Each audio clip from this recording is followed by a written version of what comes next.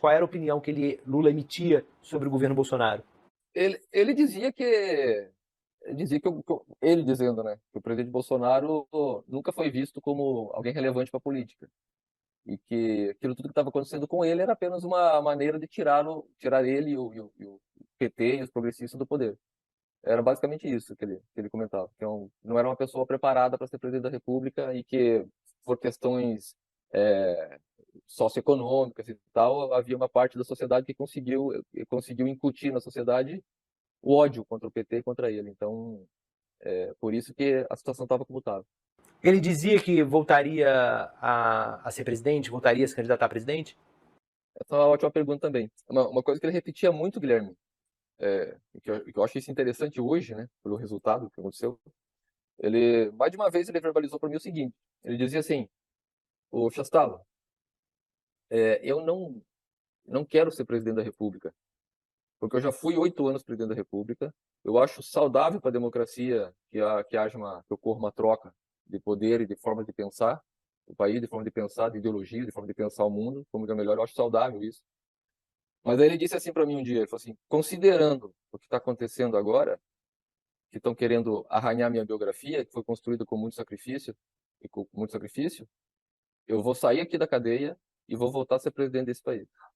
Ele falou isso mais de uma vez lá preso. Eu achei isso interessante pela situação que nós estamos hoje, né? E quando ele falava isso, o que você pensava? Eu pensava que tudo é possível, né? Inclusive nada. Eu dizia para ele, tudo é possível, inclusive pode acontecer tudo, inclusive nada. Eu dizia pra ele.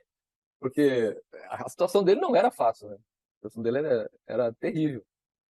Então era bastante complicado, assim, acreditar que ele pudesse chegar onde ele chegou aí. E chegou, né? Extraordinário.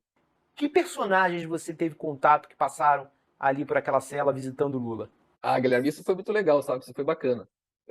Por isso que só fazendo uma pausa aqui, por isso que eu costumo dizer para as pessoas que havia em mim uma mistura de sensações, né? De emoções.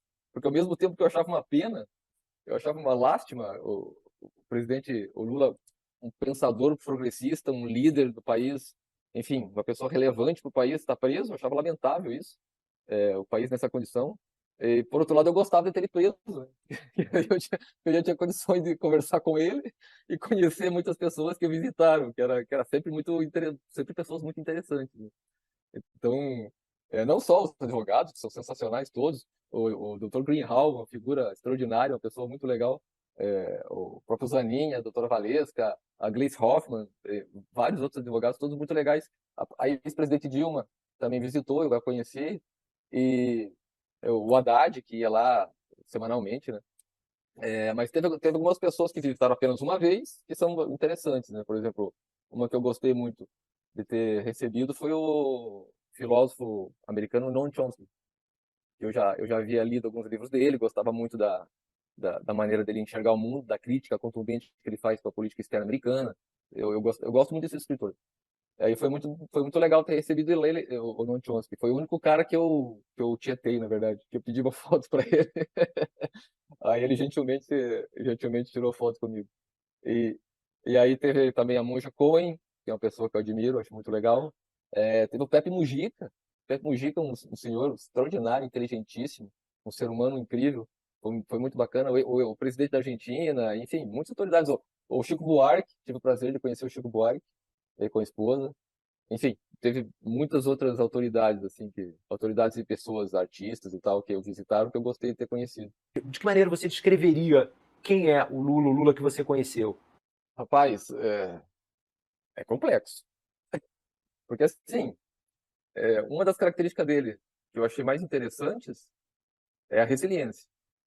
Então, eu percebi desde o primeiro momento que ele foi preso que ele sempre tinha um discurso assim: eu sou inocente, eu estou preso aqui politicamente e eu vou sair daqui, eu vou resolver isso aqui. Então, ele é muito resiliente quanto a isso. Então, e ele sempre demonstrou assim muito, muito otimismo. Ele sempre demonstrou ser um cara sempre muito otimista.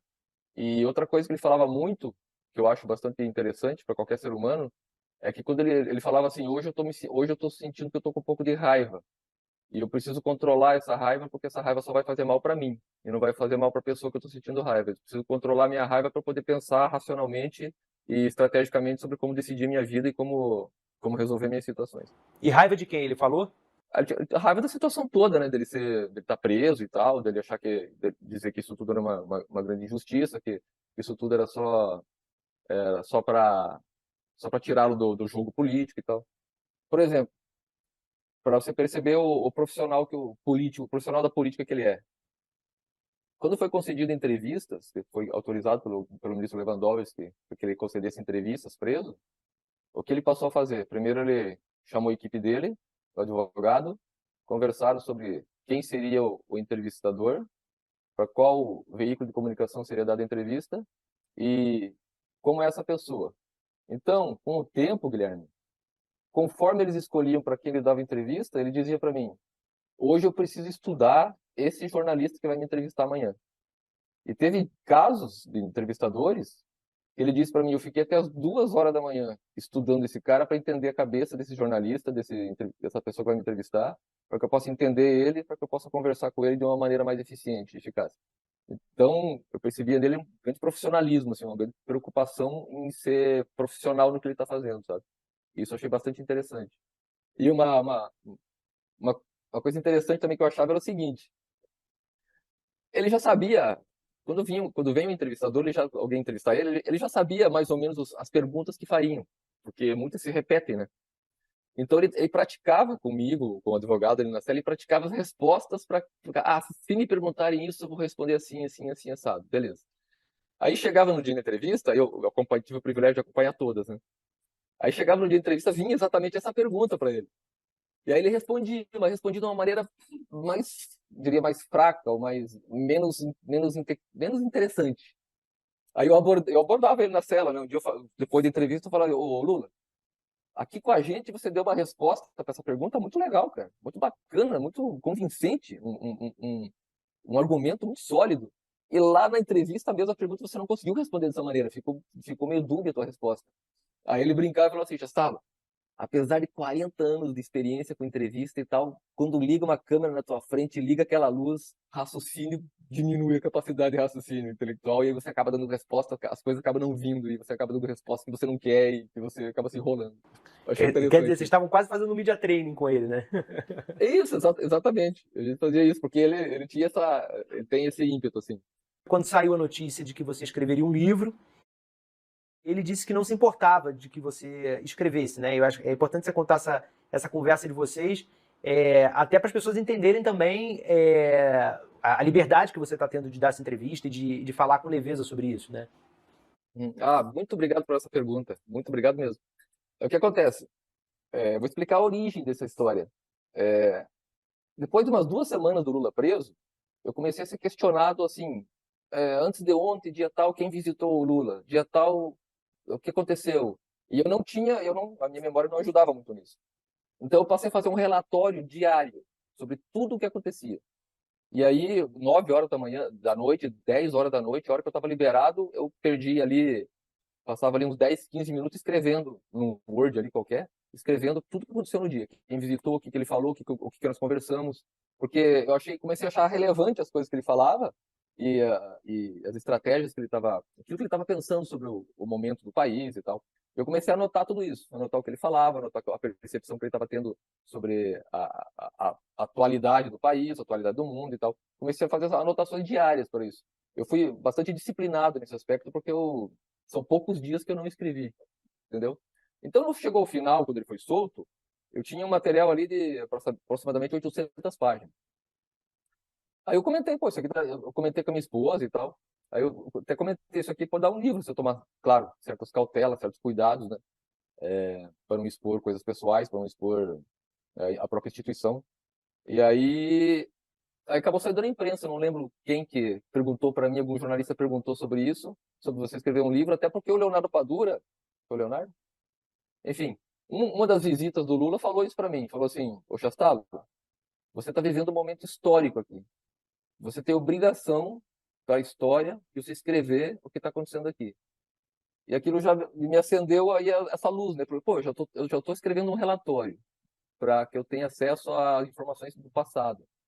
Se eu melhorar isso aqui, acrescentando as falas do Lula, acrescentando algumas coisas, pode ser que seja viável alguma coisa realmente.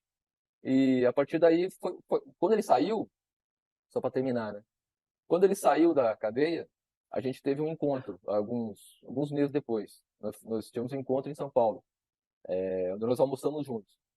E aí ele falou comigo, falou, senhor Chastalo, saiu na imprensa que você está pretendendo escrever um livro sobre o tempo que eu fiquei presa lá com você? Eu achei a pergunta dele bem direto, como ele sempre foi, direto. Eu falei, presidente, então tem muita gente que está perguntando se eu vou escrever ou não, se eu posso escrever, se eu tenho condições de escrever alguma coisa que eu acho importante para a história, que fique registrado isso e tal, e você é o único cara que pode falar porque você que mais conviveu com ele e tal. Esses eram os argumentos. Aí eu falei para ele assim, o que você acha? Aí a resposta dele foi bem assim. Eu falei, ô Chastalo, se escreva o que você quiser. Se você quiser falar mal de mim, você fala. Se você quiser falar bem de mim, você fala. Eu não tenho direito de censurar você em absolutamente nada, porque eu sou um cara democrático e republicano. Você faz o que você quiser. Essa foi a resposta dele. O último contato dele comigo foi quando ele já tinha sido eleito, e aí ele telefonou para mim para saber alguma coisa aqui sobre o Peru, sobre a situação do ex-presidente Castilho e tal. Aí ele ligou para mim para conversar um pouco sobre isso. Foi o último contato que eu tive com ele. Normalmente ele ligava para mim, sabe quando? No meu aniversário, que é 10 de fevereiro. Mas por que ele lembra do 10 de fevereiro? Porque, por coincidência, 10 de fevereiro é dia do aniversário do PT, né? Ah, tá. Aí quando ele vai na comemoração do PT, o cérebro dele ativa e fala, pô, hoje é o aniversário do Chastalo. Aí ele pede pra telefonar pra mim pra dar um oi só e parabenizar e tal. Chastalo, muito obrigado pelo seu tempo, pela confiança, pela franqueza nas respostas. Estou ansioso para ler o livro. Eu que agradeço você, Guilherme, o pessoal, toda a equipe tua aí, do Metrópolis, eu que agradeço e estou sempre à disposição aí para conversar com você, aquilo que você precisar. Tranquilo? Muito obrigado a você.